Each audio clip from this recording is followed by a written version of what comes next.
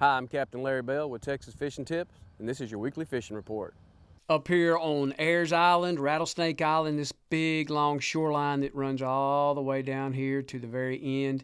Just get on this thing, jump out of your boat.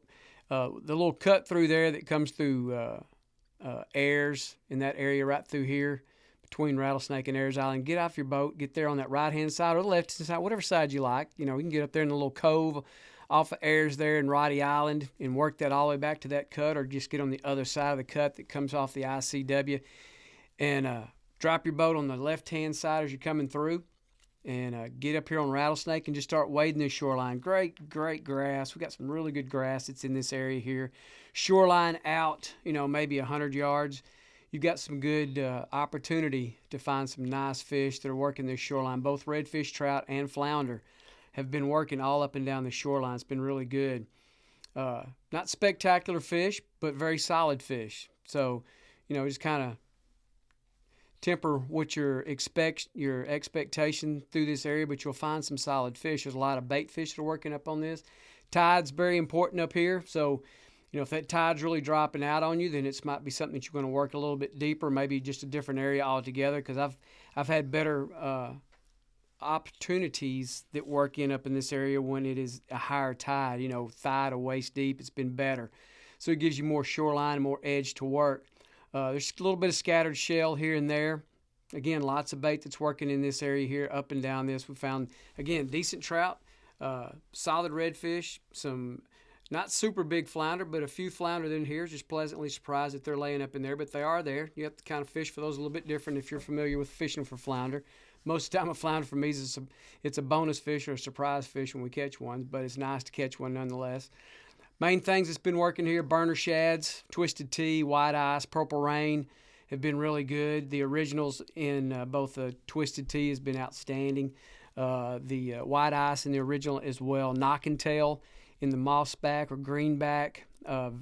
Watermelon red in that. It's a little bit smaller bait, which, we're fixing transition to a full moon, so that's something you're going to want to make sure that you downsize your profile baits and sizes to, the burner or the original. Man, if you want to throw the super, you can, but your productivity is really going to come with the smaller profile baits. Remember that fish in general are predominantly night feeders, so when we have a full moon, it's even going to be more so. So that's the size that you're going to really want to throw, is that medium or original to the burner size shad that way. The matrix shad as well, it's a 3-inch bait. The knock and tail, you got them in 3 1/4 and 4-inch, which has been good. Mirror lure Little Johns have been really good. You have to just check and see what your water clarity is, because, if you've got the dirtier stained water, then your solid baits are going to be the colors that you're going to want. If you got more clear baits than or clear water, your clearer baits like translucent baits, like your golden red glitter, kitchen sink, matrix shad, and the avocado, the tequila gold in the down south has all been very good for that. The blue moon as well. Just a clear bait. What if you've been looking at them for a while, you know what I'm talking about. You got your more translucent bait in that clear water. So there's just rules of thumb, something where you to start, and then the fish will kind of dictate to you what they want color-wise, profile size-wise.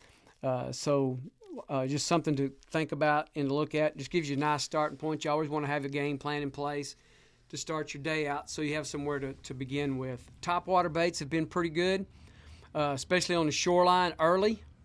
We've been getting a few blow-ups with that. Not a tremendous amount of that happening or taking place, but when we do get some, it's been pretty spectacular. So, don't be afraid to throw the topwater bait. I like the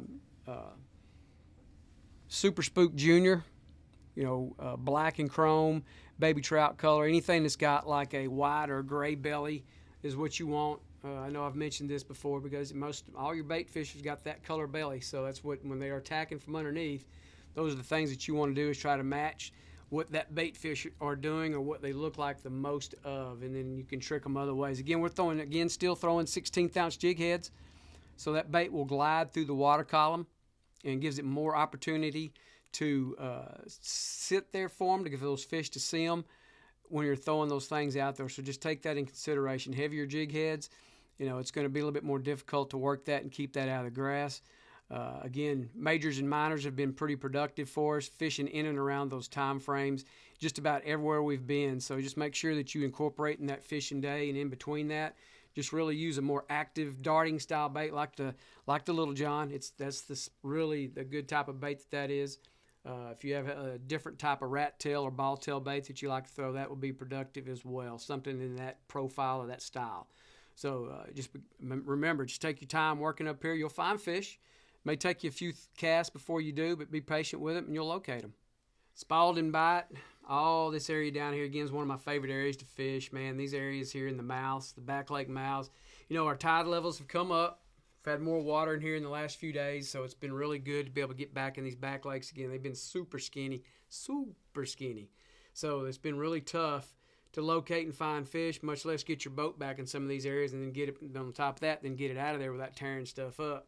So finally got some good influx of water to get back in here so we can get back in some of these back lakes and really work these things.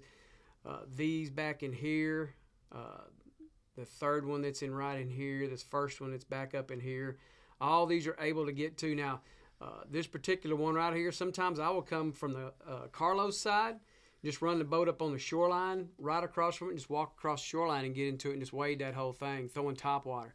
Sitting in here the other day and just sitting here just constantly throwing top water in this thing. That's all I took back there with me, and throw a plastic, nothing else. Just as I'd made my mind up, all I was going to do is throw top water and just work this whole lake. Pulled out a few fish out of here, which is good. They're in there. You just got to be patient. And that's kind of the bite frame that we're in right now. We're in those wild card days as we head toward that the full moon. So just understand that when you start working some of these areas, if your bites are not coming, at a fast and furious pace, that's okay. That happens sometimes in fishing. So just kind of make your mindset, and that's kind of has to be the way it is when you're throwing artificial ends. You have to have your mind right to when you work artificials, that it's going to be no matter what. If it takes 500 casts to catch one fish, then that's what it takes. Some days it's that way. Other days it may be 5 fish and 5 casts. But topwater bait back in there, and these back lakes have been good. Again, good old standby, down south, twisted tea, white ice, purple rain, burner shads, original size in the white ice. Twisted tea's been good. The knock and tail lure have been throwing here recently in the heavy metal and the greenback have been really good in the 4-inch. So that's a terrific bait if you have not thrown the new knock and tail bait, which it's been out for a little bit, not a real long time, but if you haven't thrown it, you need to grab your bag of them and just try them, because they're really a productive bait for you. Super easy to work, especially if you're not super skilled at working artificials. It's a great bait to start with, and you can continue with it. So it's just something to keep in mind. Kind of migrate down toward the fingers. The fingers of Carlos is starting to have some fish show back up in it pretty consistently. It's been hit or miss for a little bit, but now there's starting to be some fish that are there. Again, water levels have come up, so that's helped that. Usually when you have a lot of water that drops out and it kind of concentrates in the guts and stuff, that's been good, but that hadn't been the case in here this year. So the higher water levels have been the most productive time frames to be up and fish these guts, fish the top of these reefs that are here, fish the mouths of them, fish the edges of them on both sides, fish the big bar all the way back over to the cut through. So just keep all that in mind there. And mainly that's been working there again has been all the plastics, been throwing all the plastics up in these guts and these mouths, these edges, all those particular 16th ounce jig hits. Take your time with it, work those mouths. Been pulling out trout mainly out of here, scattered redfish throughout this thing somewhat. An occasional black drum by accident more than anything else. I haven't pulled any flounder out, though I know that there has been flounder that have been caught from these edges from time to time, but I have not that.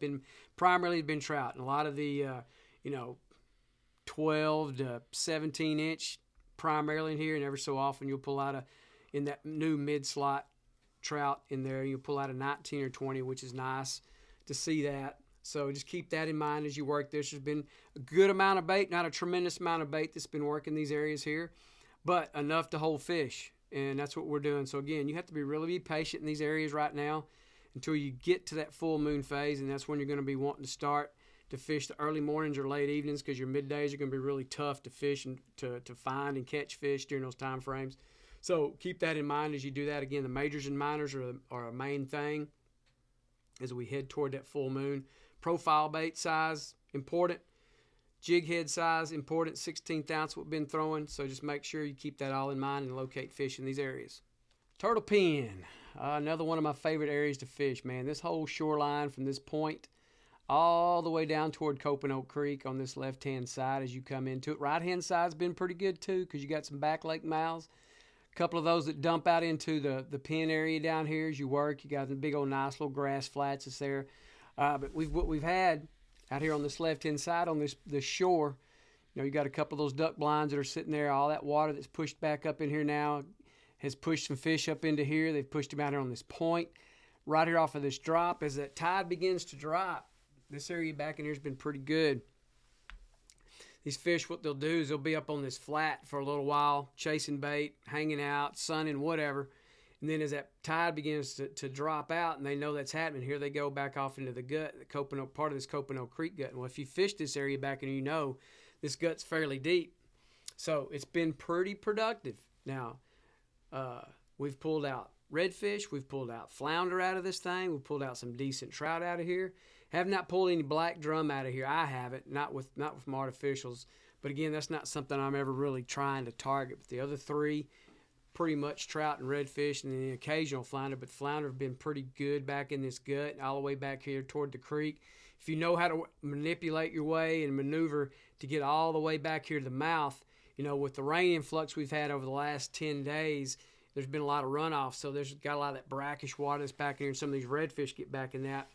So it's been pretty good back there in this mouth. So just be careful as you walk, or it's kind of difficult to wade this back. It's pretty muddy. But if you get in your boat and you stay back there, if you want to put your trolling motor down and kind of work your way back through with the higher tides, it's been pretty good.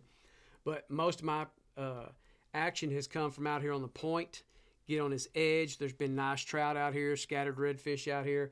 The big grass flat that's in the middle of Turtle Pen, and then back on this side over here from this point to work all these little back lake mouths. We pulled that redfish on that side, working the mouths, working the guts. Now, you get back and try to walk in some of these little back lake mouths. They are super muddy. I mean, like to your waist mud. So you probably don't want to do that. I only did it once, and I backed out of there pretty quick. So it can be pretty treacherous. Just be aware of that. That might be something you just want to anchor up and throw your maybe trolling motor down and work your artificial baits, kind of like what bass guys do, and work that, and that'll be just fine. So just be aware if you're going to wade it. It's really, really soft. But there's fish that are up in here, man. You locate where your bait's working. Get that incoming tide or outgoing tide, whatever you like to fish. Either one. We've had production on both sides of it. Main thing is most of our bites and catching opportunities have come in and around the majors and minors. It's been pretty consistent for a while now, probably 2 weeks. Those majors and minors have produced fish. Anything in between that, we've really had to grind to locate and to catch fish. So when we're doing that, so we're really kind of pinpointing those time frames, trying to get there about an hour before either one of those time frames are going to take place, so we can really increase our productivity of catching these fish back in here. Again, locate your bait. Profile sizes have been smaller, and especially now as we're heading toward the new moon or full moon. Twisted Tea, white ice, in the down south in both the burner shad and the original 16th ounce jig heads, the new knock and tail lures in heavy metal, white ice, and and that with pearl has been good too. In that darker stained water, the pearl's been pretty productive. The mossback or greenback has been good. Watermelon red has been good as well in the knock and tail. All great baits, both sides, both in the down south and the knock and tails. Very, very, very productive. Been throwing a little bit of Marker 54 mullet run, not as much as the other, but we've been productive with it as well because the bait fish in there has been in that 3 to 5 inch range, so that mullet run it really matches that really well. So any of those baits you'll be fine with. Have all three the colors and stuff, and work all those baits. If you got a couple of people with you, 3 people, whatever, everybody put on something a little bit different and see if you can't narrow it down a little bit faster. But again, work your majors and minors back here. Pay attention to what your ties are doing, and you'll locate some fish back here. Thanks for watching. I'm Captain Larry Bell.